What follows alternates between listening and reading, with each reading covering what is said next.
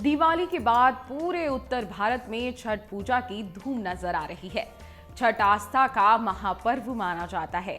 माना जाता है कि इस पर्व का पालन करने से मन की हर मनोकामना पूरी होती है और परिवार में सुख समृद्धि बरसती है। छठ पर्व को लेकर हिंदू धर्म में अनेक मान्यताएं भी हैं, जिसे हम समृद्धि और पूर्णता की प्रतीक बताते हैं।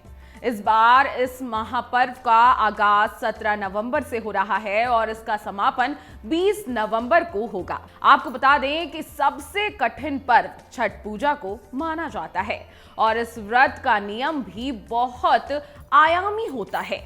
अक्सर लोगों के मन में यह सवाल आता है कि छठ पर्व पर सुहागिन महिलाएं अपनी नाक से लेकर मांग तक सिंदूर क्यों लगाती हैं? इसके पीछे कई मान्यताएं हैं।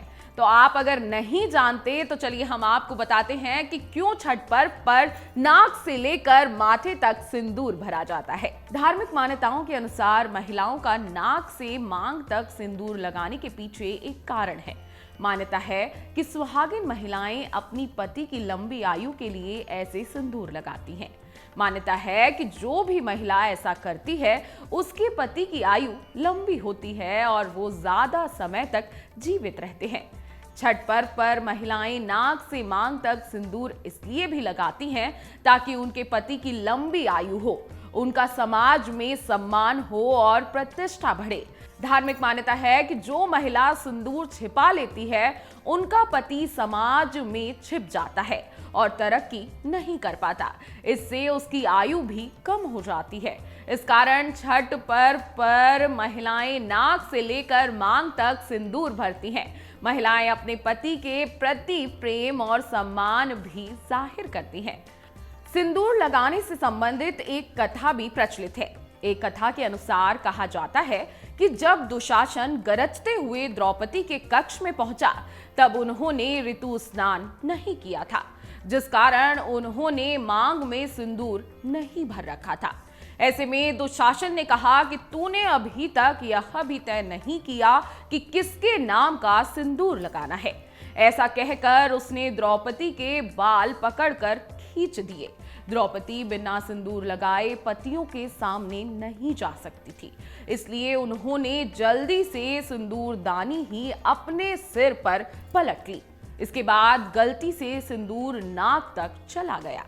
इसलिए वस्त्रहरण के बाद द्रौपदी ने बाल खुले रखे और हमेशा नाक तक लंबा सिंदूर लगाया। छठ पूजा में कौन सा सिंदूर इस्तेमाल किया जाता है, आप ये भी जान लीजिए। छठ पूजा में 3 तरह के सिंदूर का इस्तेमाल होता है। पहला सुर्ख लाल, दूसरा सिंदूर पीला या नारंगी होता है और तीसरा सिंदूर मटिया सिंदूर होता है। मटिया सिंदूर बिहार में लगाने की विशेष परंपरा है। जी हाँ, मटिया सिंदूर का प्रयोग हिंदू धर्म के मान्यताओं के अनुसार विशेष रूप से बिहार में किया जाता है। इस सिंदूर को सबसे शुद्ध माना जाता है। एकदम मिट्टी के कलर का यह सिंदूर होता है। इस सिंदूर को मटिया सिंदूर कहा जाता है।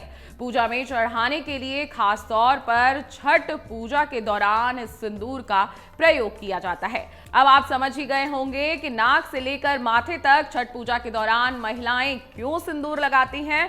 अगर आप ये वीडियो YouTube पर देख रहे हैं तो हमारे चैनल को सब्सक्राइब करें और बेल आइकन को दबाना ना भूलें। अगर आप Facebook पर ये वीडियो देख रहे हैं तो हमारे पेज को लाइक करें।